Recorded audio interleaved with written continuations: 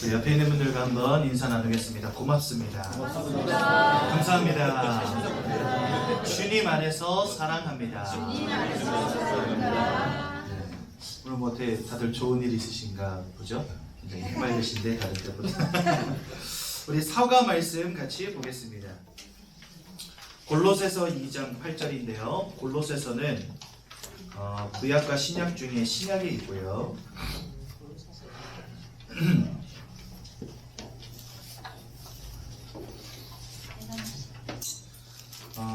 제가 가진 성경으로 신약 325페이지에 있습니다.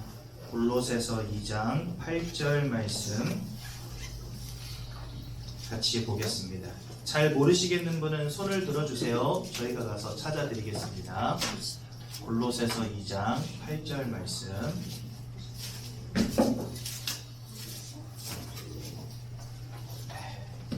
신약 325페이지 있습니다. 골로새서 2장 8절 말씀.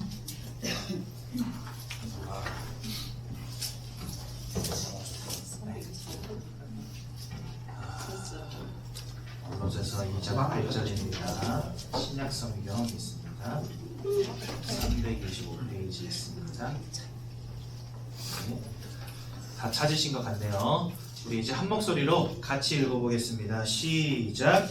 누가 철학과 헛된 속임수로 너희를 사로잡을까 주의하라.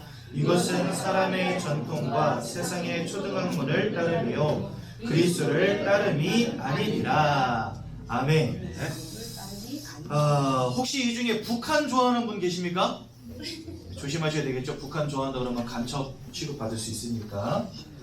저 어렸을 때 삐라 주우러 다니고 막 이런 기억들 많이 나거든요. 네. 요즘에는 잘 안 보이는 것 같아요. 근데 저 어렸을 때만 해도 논과 밭에 나가보면요. 한 두세 개씩은 어렵지 않게 주웠던 걸로 기억하거든요. 보면은 의지나 우리나라 대통령들 욕을 해놓고 막 김일성 찬양하고 막 이런 것들 잔뜩 있어가지고 그거 가져다가 이제 파출소 갖다 주면 파출소 아저씨들이 머리 쓰다듬어 주면서 니 잘했다 하면서 초코파이 하나씩 주시고 막 그랬었어요. 그래가지고 저는 막 혈안이 돼가지고 삐라 주우러 다녔거든요. 초코파이 먹고 싶어서. 여러분, 우리나라의 주적 하면은 북한이죠.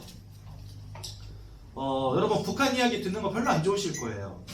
김일성, 김정일, 김정은 이런 사람들 이름 듣는 것도 싫고 핵을 쏜다 만다 맨날 우리 협박하는 것도 짜증나고 그치요?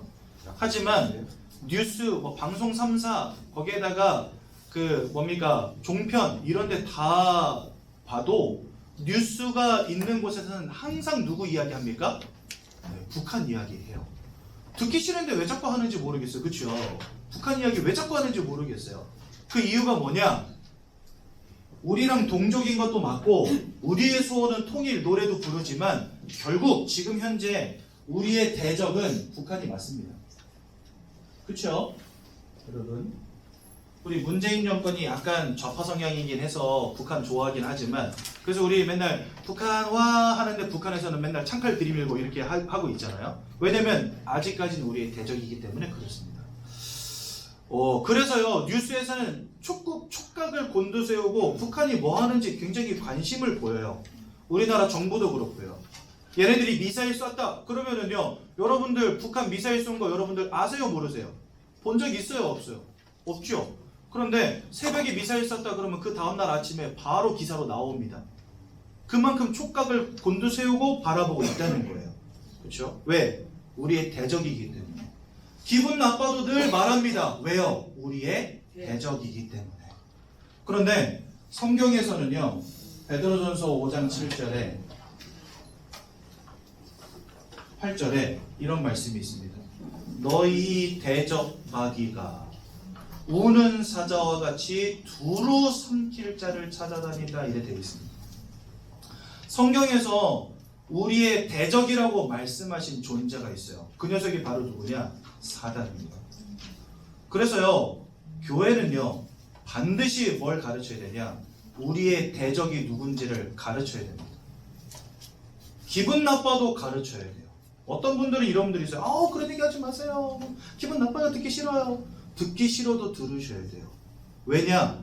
결국 이 땅에 문제가 오고 사람들이 무너지고 실패하고 고통당하고 방황하는 근본적인 이유에 누가 있냐? 바로 요 녀석이 있기 때문에. 여러분, 세상은요 자기들이 눈으로 보는 것까지만 믿습니다. 자기들이 몸소 체험한 것까지만 믿어요. 우리의 눈으로 보고 귀로 듣는 것까지만 진리라고 이해합니다. 그래서 오늘 성경은 뭐라고 말씀하시냐? 세상의 초등 학문과 헛된 속임수를 따르지 말라 이렇게 말씀하세요. 왜냐하면 내가 못 봤으면 없는 거예요. 그런데 여러분, 안 봤다고 해서 없습니까 진짜? 우리 솔직하게 말해봅시다. 여러분들이 경험해보지 못했다고 해서 없는 겁니까? 그렇게 말할 수 있습니까? 그런 게 어딨어? 이렇게 말하시는 분들 많이 봤거든요. 왜 그렇게 말씀하세요? 라고 물어보면 자기는 한 번도 본 적 없다는 거예요. 본인이 못 봤다고 해서 없는 겁니까? 그렇게 말할 수 있나요 우리? 절대 그럴 수 없지요. 그렇죠? 이 땅의 그 어떤 학문도, 이 땅의 그 어떤 책도 이 대적 마귀에 대해서 말하는 책이 없어요. 그런데 유일하게 이 성경은 우리에게 말씀하십니다. 뭘 말씀하시냐? 눈에 보이지 않지만 지금도 존재하고 있는 영적인 존재가 있다라고 말씀하세요.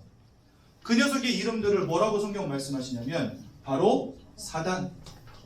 그리고 요 사단은요 마귀라고도 합니다. 똑같은 말입니다. 두 개가. 그리고 사단과 마귀를 따르는 귀신들의 영 있다라고 분명히 말씀하십니다. 그렇죠?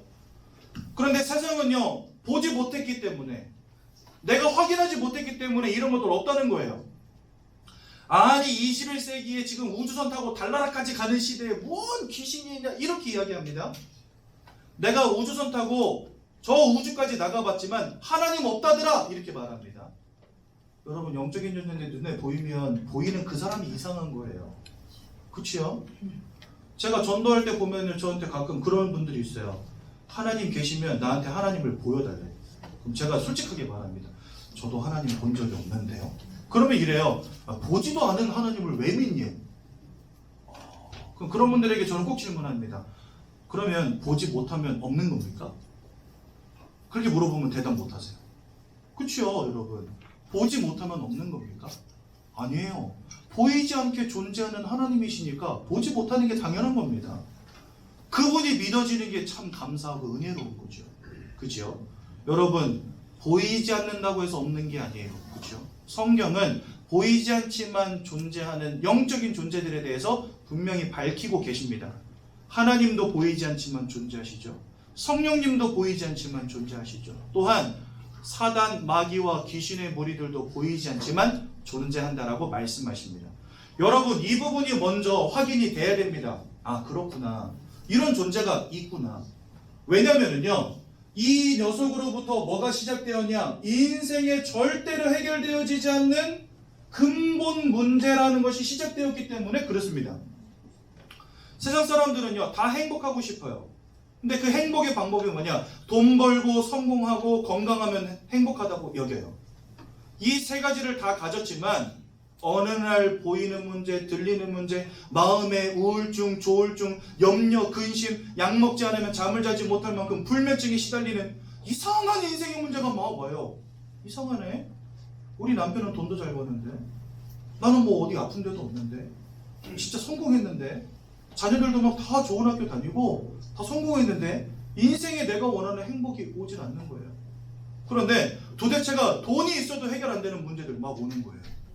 나 성공했는데 해결 안 되는 문제들이 막 오는 거예요. 많은 것을 배워서 지식과 지혜가 충만한데 그걸로 해결 안 되는 인생의 문제가 자꾸 오는 거예요. 어느 정도로 오냐? 술을 마시지 않으면 안 될 만큼, 막 깊이 취하지 않으면 안 될 만큼 와버리는 거예요. 정신과 찾아가서 정신과 약을 타오지 않으면 안 될 만큼 이게 와버리는 거예요. 그냥 여러분, 어느 날 그냥, 저도 이제 나이가 40일이니까 되게 웃긴 거 뭔지 아세요, 여러분? 옛날에 이렇게 저희 이제 교육자들 막 훈련 가고 이러면 제가 운전하지 않습니까? 그러면 가을에 이렇게 달리다 보면 뒤에서 이제 우리 여자 전사님들, 어머! 오른쪽을 보세요! 그러면 막 오른쪽에 막 바다가 막 햇빛이 막 비치는데 저는 그냥 바다고 그냥 태양이거든요. 근데 이분들은 어머! 막 이래. 가을에 막 가면은 어머! 단풍 보세요! 막 이래. 봄 되면 벚꽃! 막 이러면서 막 난리가 나요. 뒤에 타 계신 분들. 근데 앞에 타 있는 남자들, 꽃이네 하고 가고 산이네 하고 가고 이러거든요. 이랬거든요. 나이 40대니까 진짜 계절 타요 여러분. 저 깜짝 놀랐어요. 올 가을이 왔는데 어찌나 옆구리가 막 시리고 괜히 막 외로운지 바바리 코트 입고 나가가지고 낙엽 맞고 싶고 막 이런 마음이 나도 모르게 오는 거예요. 야, 희한하다. 나이 먹으니까 주책 되는구나 진짜. 이런 생각 했거든요. 근데 제가 이야기를 왜 하고 앉았지? 제가 이야기 왜 꺼냈죠?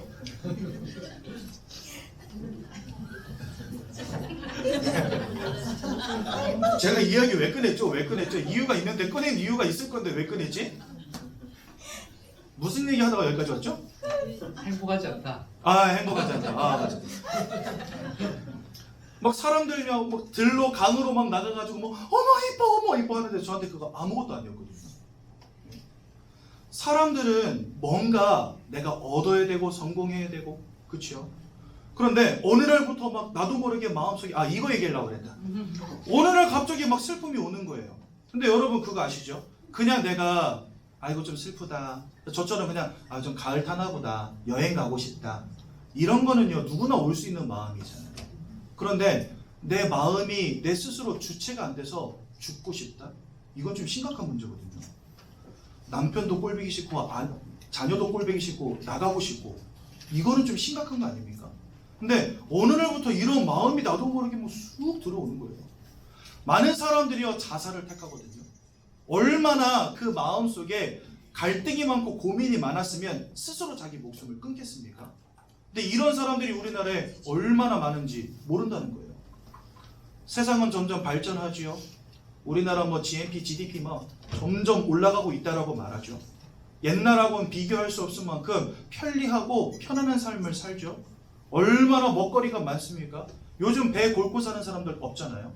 근데 이상하죠. 인생의 근본적인 문제 해결이 안 돼요. 이거는 내가 돈을 많이 벌고 성공하고 세상이 발전된다고 해서 해결된 문제가 아니기 때문에 그렇습니다. 근데 철저하게 숨겨져 있는 문제라서 더 큰 문제입니다.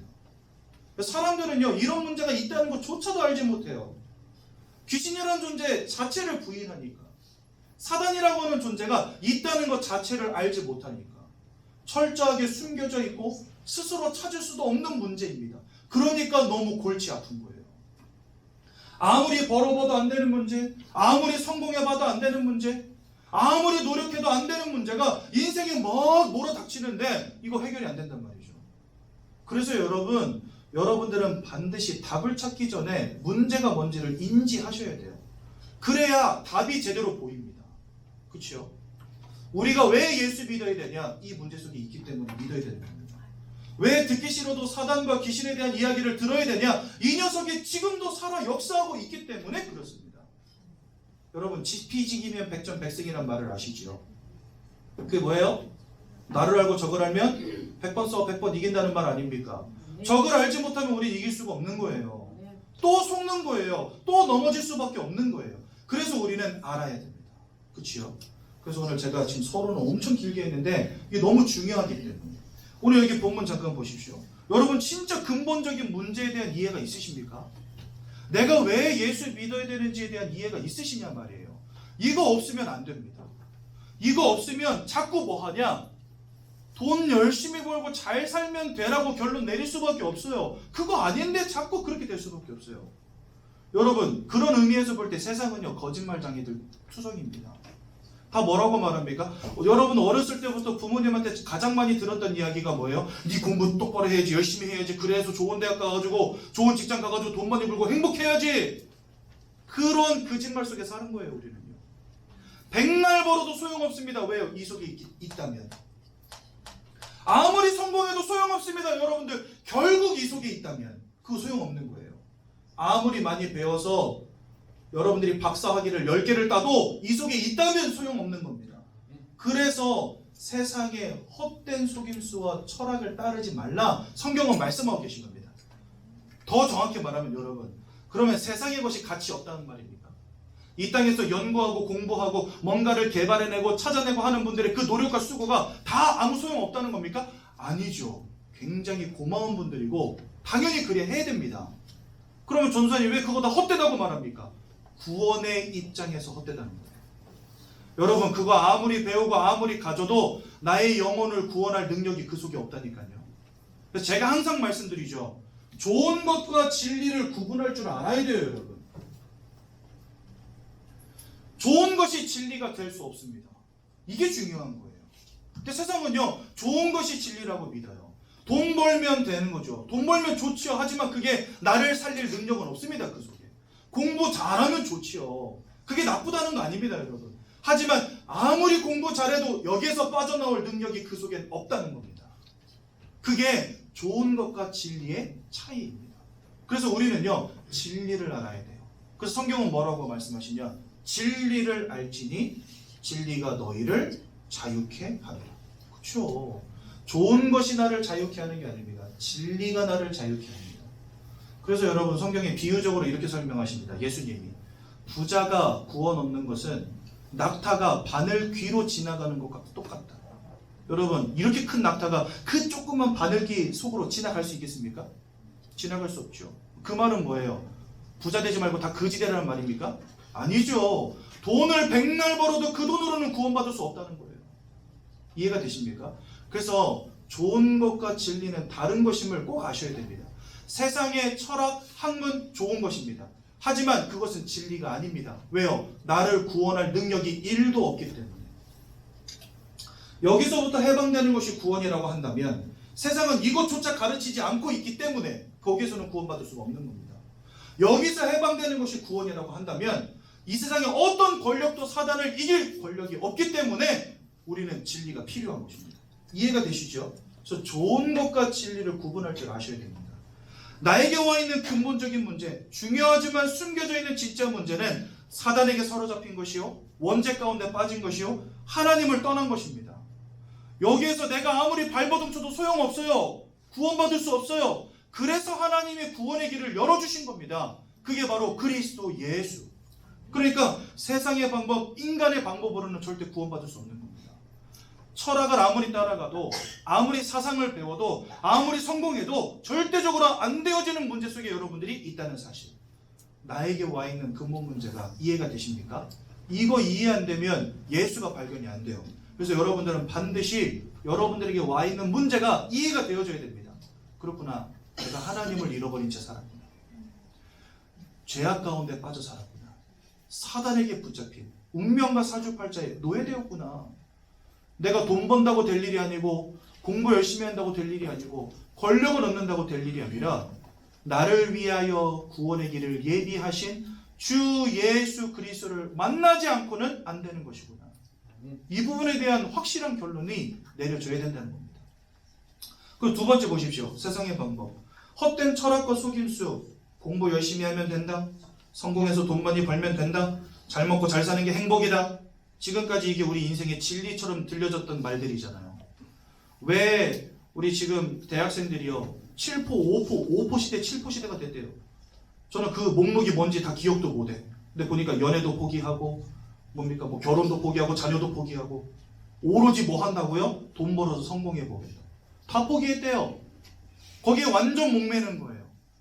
한 평짜리 고시원에 들어가가지고요. 거기서 웅크리고 자면서 공부해요. 뭐 하겠다고요? 성공해 보겠다고. 그렇게 해서 성공하면 뭐 할 겁니까? 그 성공이 헛되다는 게 아니라 여기서 빠져나올 능력이 그 속에는 없는데. 그러니까 여러분 성공하려면 예수 믿고 성공하시라는 거예요. 돈 벌고 싶으십니까? 예수 믿고 돈 버세요. 그러면 됩니다. 예수는 모른 채 돈에 목매고 성공에 목매니까 결국은 인생 열심히 뼈 빠지게 살다가 지옥 배경 속에서 고통당하는 겁니다. 그래서 여러분 예수 만나는 것보다 중요한 게 없는 거죠. 또한 종교를 보십시오. 인간이 누구인지를 이해를 못해요. 종교는 뭐라 가르칩니까? 네가 부처가 될 수 있다 이렇게 가르치는데요. 네가 노력하면 된다 이렇게 가르치는데요. 너가 열심을 내면 된다 이렇게 가르치는데요. 너 재산 다 가지고 와. 집도 팔고 땅도 팔고 돈 다 내. 그럼 너 구원받아. 이래 거짓말하는데요. 종교 따라가면 절대적으로 무너집니다. 왜요? 답이 문제가 뭔지를 모르니까 답도 줄 수가 없는 거예요. 근데 사람들은 문제가 뭔지 모르니까 그들이 제시하는 오답을 정답인 줄 알고 따라가는 거예요. 아, 내가 열심히 살면 되겠구나. 그럼 구원받겠구나. 내가 착하게 살면 구원받겠구나. 오답을 열심히 따라가는 거예요. 왜? 진짜 문제가 뭔지 모르니까. 여러분 진짜 문제를 알아야 정답을 붙잡을 수 있는 겁니다. 오늘 제 말을 농담으로 여기지 마시고 잘 들어보십시오. 선행과 열심과 봉사, 이걸로 우리가 구원받을 수 있겠습니까, 여러분? 착하게 살면 사단이 여러분들 놔줍니까? 봉사활동 열심히 하면 여러분들 사단의 권세에서 해방되겠습니까? 안 된다는 거예요, 안 된다는 거예요. 그래서 근본 문제를 안다면 인간의 방법이 왜 헛될 수밖에 없는지가 깨달아집니다. 근본 문제가 뭔지 안다면 왜 종교가 소용없는 것인지를 깨닫게 됩니다. 근본 문제가 뭔지 안다면 왜 이 땅에서의 성공과 공부 잘하는 것이 구원과는 상관없는 것인지를 깨닫게 됩니다. 그래서요, 이 땅에 있는 인간의 방법들은 아무리 동원해봐도 구원 얻을 능력이 그 속엔 1도 없다는 사실을 꼭 기억하셔야 됩니다. 그래서 여러분, 결론 3가지를 기억하십시오. 구원은 사단과 원죄와 하나님 떠난 문제를 해결하는 것이 구원입니다. 그러므로 인간의 방법으로는 절대 해결 불가능입니다. 좋은 것과 진리를 혼동해서는 안 됩니다. 여러분, 이 땅에 모든 사람들이 원하는 좋은 것들이 있죠. 돈과 성공과 건강, 자녀의 성공, 이 모든 축복들 다 받으십시오. 그런데 조건이 하나 있습니다. 예수 믿는 축복 속에서 받으시기 바랍니다. 이게 중요한 거예요. 예수 안 만나면 그거 다 가져도 소용없어요. 하지만 예수 만난다면 그거 다 잃어도 축복입니다. 그렇죠? 베드로전서 1장 9절에 보니까 이런 말씀이 있어요. 믿음의 결국 곧 영혼의 구원을 얻으리라. 여러분, 우리가 이 땅에서 아무리 누리고 산다고 한들 지옥 배경 속에 살다가 지옥에 던져질 운명이라고 한다면 그것처럼 슬픈 인생이 없는 거예요. 하지만 이 땅에서 실패하고 무너진들 예수를 만나 하나님의 자녀 되었다면 그 인생은 천국 가는 겁니다. 그렇죠? 그래서 여러분 잘 아셔야 돼요. 인생의 진정한 축복이 무엇인지를 알고 지금부터 도전하시라는 거예요. 예수를 믿고 성공하세요. 그러면 돼요. 예수는 모른 채 성공하니까 무너지는 거예요. 그래서 오늘 진짜 예수 만나는 귀한 날 되시길 바라고, 또한 하나님이 함께 하시는 주의 자녀들은요, 하나님이 예비하신 축복이 있어요. 내가 열심히 따라가지 않아도 하나님이 때를 따라 채우시는 은혜가 있습니다. 그래서 예수 만나는 게 인생 성공이고 예수 만나는 게 인생 축복임을 꼭 기억하시기 바랍니다. 인간의 방법이 아니라 하나님의 방법을 알아야 되겠죠.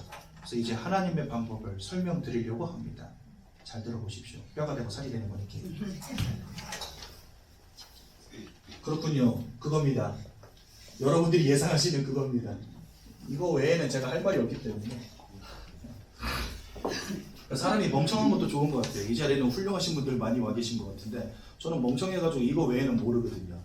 이렇게 때려도 예수 그리스도밖에 할 말이 없어요. 다리가로 넘어뜨려도 그리스도밖에 할 말이 없어요. 하나님이 사람을 창조하셨습니다. 어떻게 창조하셨습니까? 창세기 1장 27절에 보니까 우리를 하나님의 형상을 따라 창조하셨다라고 말씀하십니다. 그래서 하나님의 형상을 따라 창조되었기 때문에 우리는 영적인 존재입니다. 창세기 2장 9절에 보니까 하나님이 우리를 영적인 존재로 살아있는 영으로 창조하셨다라고 분명히 말씀하고 계세요.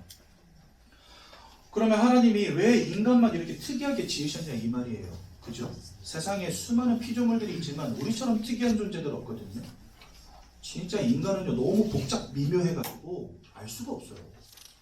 저 제 아내랑 11년 살았거든요. 아직도 모르겠어요. 그 사람의 속을 아직도 모르겠어요.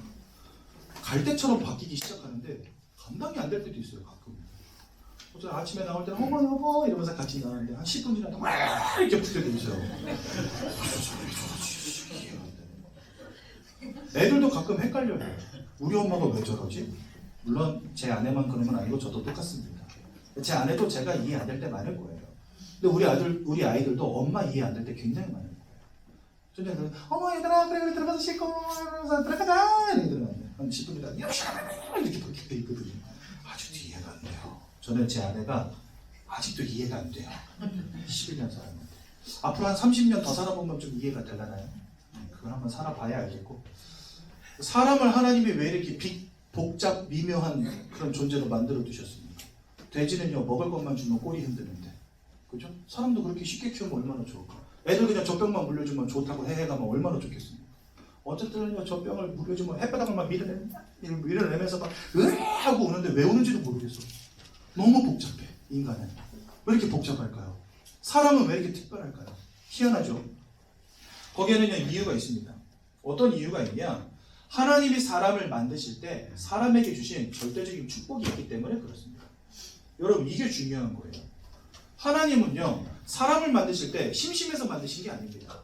왜 만드셨냐? 그 사람을 통하여 찬송받고 예배 받으시려고 만드셨다고 성경이 되어 있습니다. 그러려면 하나님을 찬양하고 하나님을 예배하려면 한 가지 조건이 있어요. 하나님이 누구신지를 이해하고 알 수 있는 존재여야만 해요. 그렇죠? 다른 동물들은요 영적이지 않습니다. 그래서 영적 존재인 하나님을 알 수도 없고 알 필요도 없는 존재들이에요. 근데 사람은 다릅니다.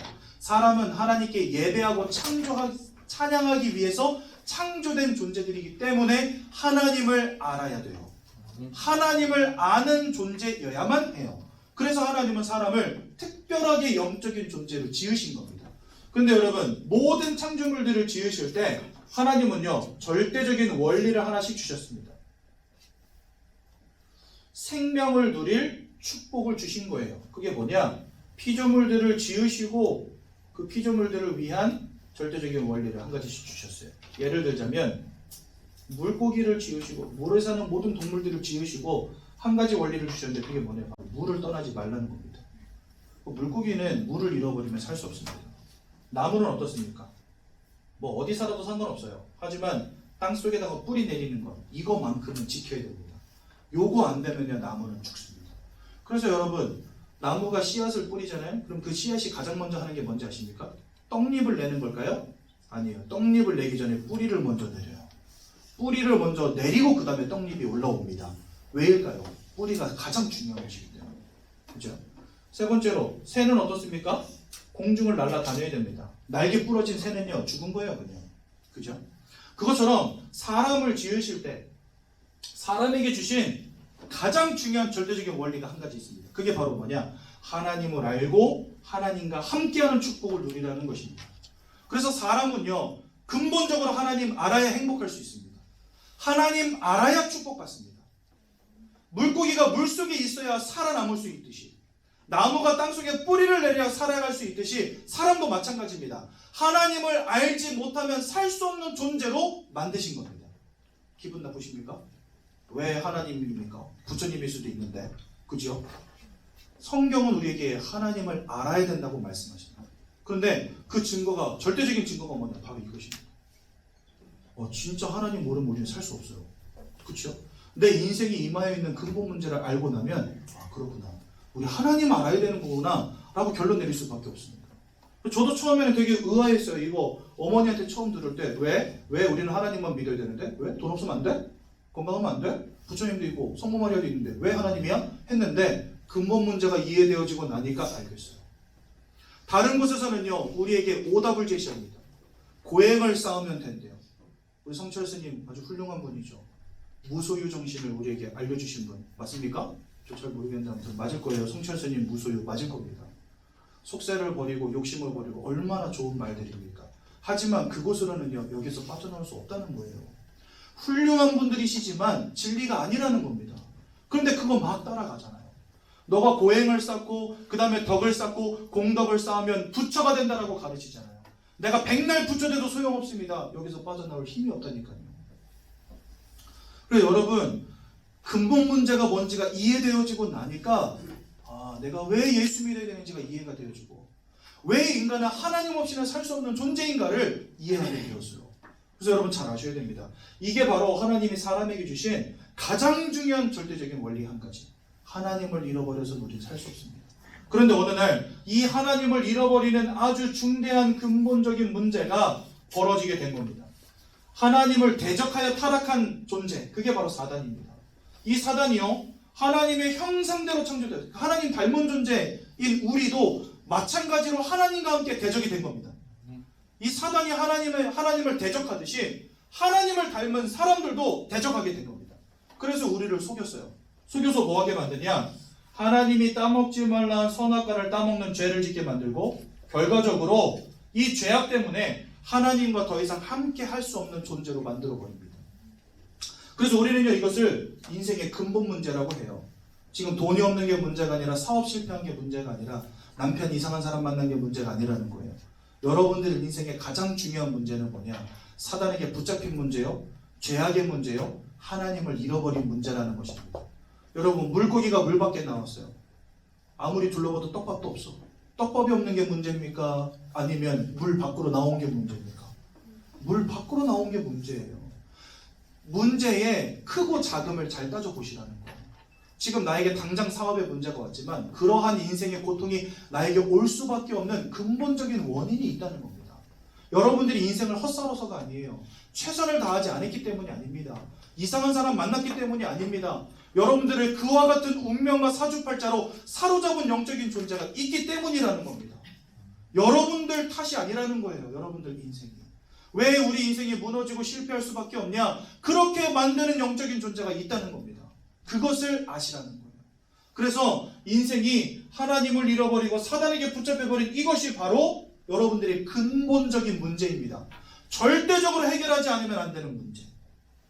이 근본 문제 때문에 인생의 모든 문제가 시작이 된 겁니다, 여러분. 뿌리가 썩어버리면 나무가 죽습니다.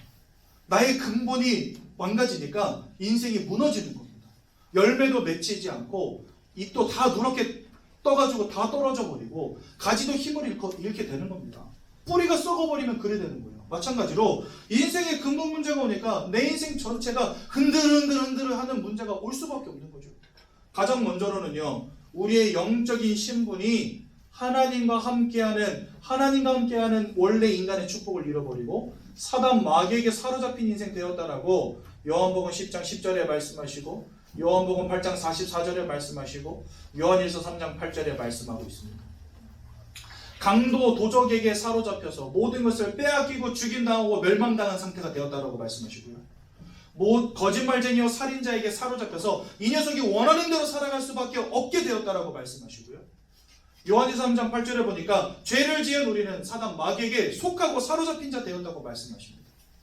다른 말로 말하면요, 운명과 사주 팔자라는 것으로 여러분들의 인생을 사로잡은 자의 손아귀에 딱 붙잡혀버린 겁니다. 여기에 완전 노예되어지고 속국되고 포로된 겁니다, 여러분. 내가 아무리 노력해도 발버둥 쳐도 안 되는 인생의 문제에 딱 걸려버린 거예요. 언제부터요? 하나님이 잃어버린 순간부터. 그러면서 사람들은요, 다 이거 하지 않으면 살아가지 못하게 만들어버렸습니다. 그게 바로 뭡니까? 우상숭배예요.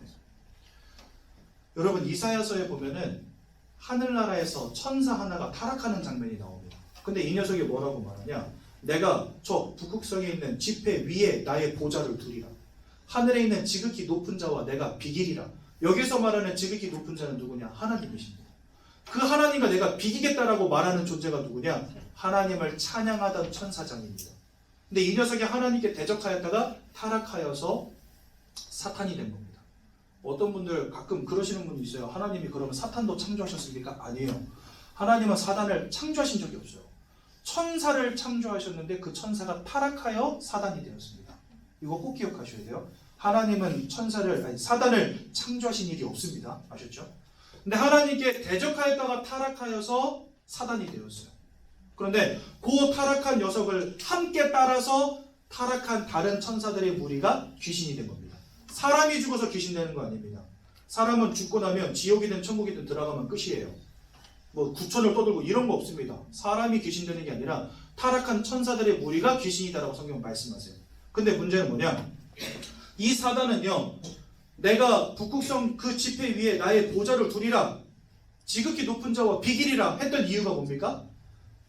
이 땅에 있는 모든 만물들의 찬송과 영광을 자기가 가로채겠다는 거예요. 한마디로 말해서 하나님처럼 나도 되고 싶다는 말이에요. 그래서 이 녀석의 유일한 소원은 뭐냐면 이 땅에 있는 모든 하나님의 형상대로 지음받은 모든 인간들이 자기를 찬양하고 자기를 섬기고 자기에게 예배하는 겁니다. 그 방법이 뭐냐? 우상이에요. 곳곳에다가 우상을 만들어 놓고 그것들 앞에 가서 절하게 만듭니다. 이 땅에요, 우상이 없는 동네가 없습니다. 저 아마존 밀림에도 우상은 있습니다. 지식이 많다라고 하는 도시 속에서도 우상은 발견됩니다. 얼마나 많은 우상들이 있는지 모릅니다. 그것들 앞에 다 가서 열심히 절하는데 성경은 뭐라 말씀하시냐? 고린도전서 10장 20절에 그것은 귀신과 교제하는 것입니다. 그치요? 사단의 유일한 목적은 그거거든요. 여러분들로부터 하나님께 갈 예배와 찬송을 뺏는 겁니다. 그 여러분들이 이것들 앞에 모든 것을 드리고 가서 절하고 섬기는 거, 이게 사단의 목적이란 말입니다. 그러니까 우상을 잔뜩 새겨다 놓고 그 앞에 가서 절하게 만들고 그 뒤에 떡하니 앉아가지고 그것을 받아먹는 거예요. 이 녀석이. 하나님께 갈 영광을 가로채고 하나님께 갈 예배와 찬송을 가로채는 겁니다. 그래서 우상 숭배는 하나님이 제일 싫어하는 행위입니다. 뭐라고 말씀하시냐? 나를 미워하는 자들이라고 하셨어요.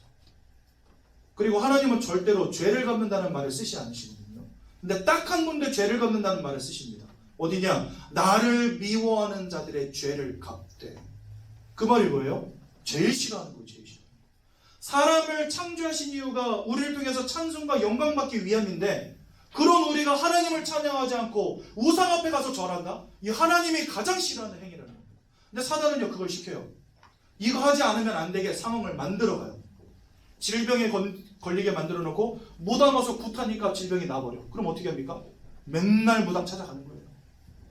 막 가정 가문에 문제가 왔는데 돼지머리 삶아다 놓고 절해버리니까 이게 끝나. 그때부터는요 뭐 할 때마다 돼지머리 갖다 놓고 절할 수밖에 없는 거예요. 그러니까 사람들에게 은근히 응답을 한 가지씩 툭툭 던져줍니다. 그러면서 뭐하게 만듭니까? 거기에 생을 걸게 만들어버리는 거예요. 그래서 여러분 사람들이 우상숭배 하면요 응답이 와요 처음에는. 근데 그게 영원한 멸망의 길이라는 걸 기억하셔야 돼요. 남묘랑객교인데 암이 떠나가요. 이 사람은 절대 하나님 찾을 일이 없습니다. 왜요? 이거 하면 되니까. 근데 맨날 이거 하다가 지옥으로 가는 겁니다. 하나님 모르게 만들어버려서. 그래서 사단이 어떤 전략을 가지고 사람들을 속이고 무너뜨리는지 아시라는 거예요. 우상숭배하게 만듭니다. 그러니 이 살인자에게 거짓말장에게 사로잡힌 것도 억울하고 우상숭배에서 날마다 귀신을 섬기고 귀신과 교제하는 자 돼버리니까 이러한 존재들이 늘 들락날락 한다 생각해 보십시오. 우리 가정 가문에 들락날락하고 여러분들의 인생에 들락날락하고 나만 아는 게 있겠습니까? 없지요. 그러니 마음과 생각이 무너질 수밖에요. 여러분.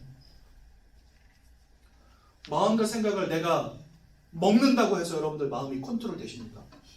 그거 절대 아니거든요. 여러분들 마음과 생각이 여러분들 마음대로 되세요? 안 되잖아요. 사람들이 왜 약 먹습니까? 내 마음대로 안 되니까 약 먹는 거예요. 그렇지 않습니까? 왜 가둬놓고 패고 합니까? 마음대로 안 되니까 그렇게 할 수밖에 없는 거예요. 정신병원에서는요. 그러니까 마음과 생각이 내 마음대로 안 돼요. 그래서 성경은 마음과 생각은 하나님이 지키셔야 된다고 되어 있습니다. 사단 마귀가 늘 들락날락하니까 내 마음과 생각이 무너질 수밖에 없어요. 여러분. 내가 막 차분한 마음을 먹는다고 해서 용서하는 마음, 사랑하는 마음을 가져야지, 그렇지, 그래야지, 참아야지 이런다고 되는 게 아니라니까요. 왜요? 자꾸만 건드리는 존재가 있어요. 여러분들의 마음을 건듭니다. 여러분들의 생각을 건듭니다. 그래서 자꾸만 나락으로 빠지게 만듭니다. 슬퍼지게 만듭니다. 분노하게 만듭니다. 걱정하게 만듭니다. 근심하게 만듭니다. 두려워 떨게 만듭니다. 그러니까 사람들에게 정신 문제가 오는 거예요. 여러분. 마음과 생각은 내가 마음 먹는 게 중요한 게 아니라 나의 마음과 생각을 지키시는 이의 은혜가 필요한 겁니다. 근데 하나님을 잃어버리니까 누가 자꾸 이 마음을 건드려요? 네, 사단이 역사하는 거예요. 여러분. 그래서 사람들이 마음과 생각이 다 무너지는 겁니다. 도대체 어떤 마음을 먹어야 자살할 수 있을까요? 어떤 마음과 생각이 들어가야 사람을 죽일 수 있을까요? 여러분 정남규 씨라는 사람 아십니까? 희대의 연쇄살인마. 근데 이 사람이요 차에 타고 가면서 카메라에 어떤 표정을 지었는지 아세요? 이러고 갔어요. 사람을 수십 명을 죽여가지고 잡혀가지고 경찰차에 타고 가는데 웃으면서 가요. 여러분 그 사람의 마음은 도대체 어떤 마음입니까? 내 마음이 내 힘대로 될 것 같죠? 아니에요. 귀신이 역사한다니까요. 그 마음과 생각 속에. 사단이 그 마음과 생각을 그냥 두지 않습니다. 그러니까 아무리 성공해도요. 어느 날 우울증 조울증 와버리는데 이게 막아지지가 않는 거예요. 내 마음이 내 마음대로 안 되기 때문에. 그래서 하나님과 함께 할 때 나의 마음과 생각을 지키시는 하나님의 은혜 속에 있어야 평안함을 누릴 수 있는 겁니다. 여러분. 이 진짜 신기한 영적인 사실들이에요. 그죠? 사람들의 마음과 생각이 다 무너졌어요. 어느 정도냐? 약 먹지 않으면 안 되고 술 마시지 않으면 안 되고 마약 먹지 않으면 안 되고 어느 정도로 무너졌냐? 자살할 만큼 무너졌어요. 여러분. 완전히 무너진 겁니다. 사람들이요. 그러니 그 삶이 온전할 수 있습니까? 여러분. 내 마음도 지금 컨트롤이 안 돼 죽겠는데 내 마음도 벅찬데 어떻게 남을 이해합니까? 배려할 수 없지요. 서로 칼날을 들이밀 수밖에 없죠. 분노가 자제가 안 되어지니까 서로 싸울 수밖에 없죠. 시기할 수밖에 없죠. 그러니 가정이 온전할 수가 없는 겁니다. 여러분. 사랑해서 결혼했지만 싸울 수밖에 없고 반복할 수밖에 없고 헤어질 수밖에 없고 삶이 안 되어지는 거죠. 이렇게 살아가다가 여러분 나중에 죽어서는 지옥으로 갈 수밖에 없다라고 말씀하십니다. 여러분 여기서 중요한 게 뭐냐? 하나님을 알지 못하는 사람들은 이 땅을 사는 동안에 이미 지옥 배경 속에 살아갑니다. 그러다가 진짜 지옥 가는 거예요. 그럼 하나님을 믿는 자들은 이 땅에서 살아가는 동안에 천국 배경으로 바뀌어버립니다. 하나님이 함께 하시고 하나님이 지키시는 놀라운 축복 속으로 들어가요. 그렇게 축복 가운데 살다가 천국에 입성하는 겁니다. 그래서 천국은 죽어가는 곳이 아니라 이 땅에서 이미 천국 배경 속에 살다 가는 거예요. 지옥은 죽어서 가는 게 아니라 이 땅 사는 것 자체가 이미 지옥 배경이라니까요. 사단이 역사하는 인생, 귀신이 역사하는 인생. 그래서 운명과 사주팔자 속에서 방황할 수밖에 없고 무너지고 힘들게 살아갈 수밖에 없는 인생. 그러한 지옥 배경 속에 살다가 나중에는 그 배경 그대로 지옥 가는 겁니다. 이해가 되시죠? 착한 놈 천국 가고 못된 놈 지옥 가는 게 아닙니다. 진리를 제대로 아셔야 돼요. 복음을 제대로 아셔야 돼요. 하나님을 만나지 못한 자의 인생은요, 사단의 권세 아래에서 지옥 배경이에요. 이미 그 속에 살다가 지옥 가는 것이고, 하나님을 만난 자는 이미 천국 배경 속에 사는 거예요. 그러다가 천국 가는 겁니다. 이해가 되시죠? 이 사실을 잘 아셔야 됩니다. 더 큰 문제는 뭐냐? 여러분들의 후대도 여기서 자유로울 수 없다는 사실입니다. 그렇죠? 그래서 오늘 인간의 방법으로 안 되기 때문에 하나님께서 우리에게 하나님의 방법을 주신 겁니다. 그게 바로 누구냐? 바로 예수님이십니다. 여러분 보십시오. 죄 없는 우리의 죄를 용서하기 위해서는 죄 없는 분이 나를 대신해서 죽어야 됩니다. 그게 하나님이 정하신 법이에요. 그래서요, 예수님은 죄 없는 몸으로 오셨어요, 이 땅에. 그런데 첫사람 아담은 죄를 범한 인생이었고, 그 아담의 모든 후손도 이 죄가 전가되어서 다 죄인으로 태어납니다.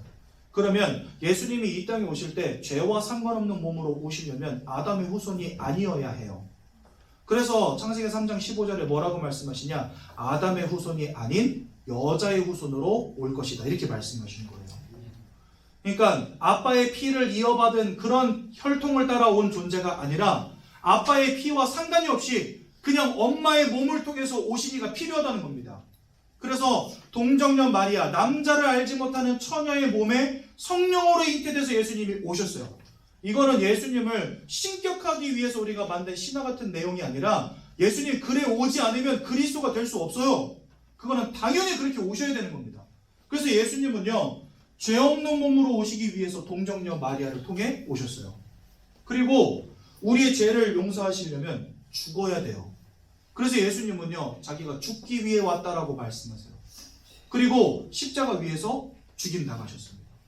그리고 사단, 죄와 이 사망의 권세를 주관하는 사단을 이기기 위해서 예수님은 다시 살아나셔야 돼요. 죽음과 사망에 매여 있다고 한다면 부활할 수 없겠죠. 하지만 죽음과 사망을 이기셨다는 증거로 부활하셔야 되는 겁니다. 신격화하기 위해서 만든 꾸민 이야기가 아니라 예수님 살아나시지 않으면 절대로 죄와 사망의 법을 이길 수 없는 겁니다. 그래서 사단을 이기시기 위해서 죄와 사망을 이기셨다는 증거로 예수님 부활하신 거예요. 이해가 되시죠? 그리고 우리 모두 다 하나님을 떠나 있는데 예수님 승천하셔서 우리에게 성령을 부어주셨습니다. 성령이 우리 안에 임하셨어요. 그 말이 뭐죠? 하나님을 만난 것을 의미합니다.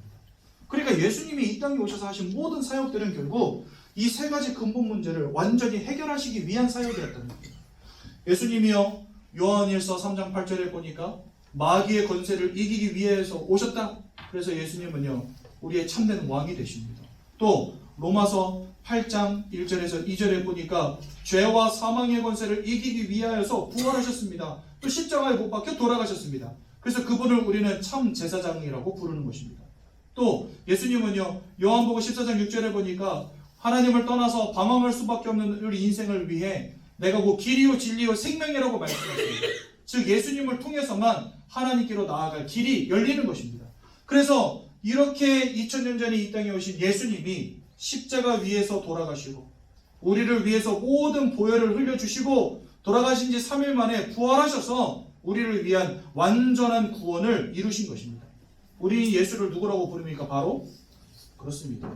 그리스도다라고 부르는 것입니다. 우리 인생의 근본적인 문제 세 가지를 십자가 위에서 완전히 해결하신 주 예수 그리스도. 인생의 방법으로 절대로 해결할 수 없는 인생의 문제에서 우리를 완전히 구원하신 주 예수 그리스도. 이게 하나님의 방법입니다. 다음 주 5과인데 5과에서 정확하게 더 세밀하게 다룰 거예요. 다음 주 빠지면 되겠습니까? 안 되겠습니까? 안 되겠죠. 다음 주에 오셔서 이 하나님의 방법을 더 깊이 세밀하게 들어보시기 바랍니다. 옆에 이거 들어야 될 사람 있으면 하나씩 손 잡고 오시기 바랍니다. 다 들어야 돼요. 다 들어야 돼요. 그렇죠? 그런데 하나님은 말씀하십니다. 그러면 이분이 그리스도인데 우리가 어떻게 해야 구원받겠습니까? 영접하는 자, 곧 그 이름을 믿는 자들에게 하나님의 자녀가 되는 권세를 주신다고 말씀하십니다. 너희가 마음으로 믿을 때 구원에 이르고 입으로 시인할 때 마음으로 믿을 때 의에 이르고 입으로 시인할 때 구원에 이르느니라 말씀하십니다. 즉 예수를 믿고 마음속에 영접하는 기도를 통해서 우리는 구원받을 수 있는 것입니다. 오늘 새로 오신 분들에게 이 영접 기도문 나눠드렸어요. 오늘 진짜 예수를 마음속에 영접하시기 원하신다면 여러분들의 성함을 그곳에 써보시기 바랍니다. 그래서 성명에다가 여러분들의 성함을 쓰시고 생년월일도 적어보시고 오늘 날짜는 11월 24일입니다. 오늘 날짜도 적어보십시오. 이 영접이라고 하는 게 너무 중요하기 때문에 저희는 이렇게 특별하게 종이에다 쓰고 이거 다음 주에 코팅해서 나눠드립니다. 그래서 이게 너무 중요하거든요. 오늘 이 시간 예수를 마음속에 영접하시기 바랍니다. 그리고 하나님의 자녀되는 축복 누리시기 바랍니다. 두 손을 모으고 두 눈을 감고 제가 먼저 기도할 때 저의 기도를 따라서 함께 기도하시면 되겠습니다. 하나님 아버지, 저는 죄인입니다. 하나님 아버지, 저는 죄인입니다. 저는 지금까지 하나님이 살아계신 것을 알지 못하고 하나님을 떠나 우상 숭배하며 살아왔습니다. 내가 왜 고통 당하는지, 왜 원치 않는 고통이 따르는지 알지 못한 채 살아왔습니다. 이 모든 문제가 원죄로 인해 하나님을 떠나서 운명과 사주팔자에 사로잡힌 결과임을 깨닫게 되었습니다. 이런 저를 위하여 이 땅에 그리스도로 오신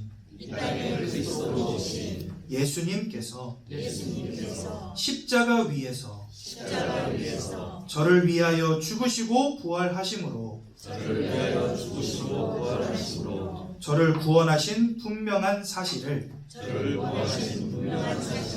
믿고 제 마음속에 영접합니다. 지금 이 시간 구원자 되신 예수 그리스도를 제 인생의 구주로 제 마음속에 영접하길 원합니다. 제 마음속에 오셔서 저를 구원해 주시고 영원히 제 인생을 인도하여 주옵소서. 예수 그리스도의 이름으로 기도드립니다. 아멘.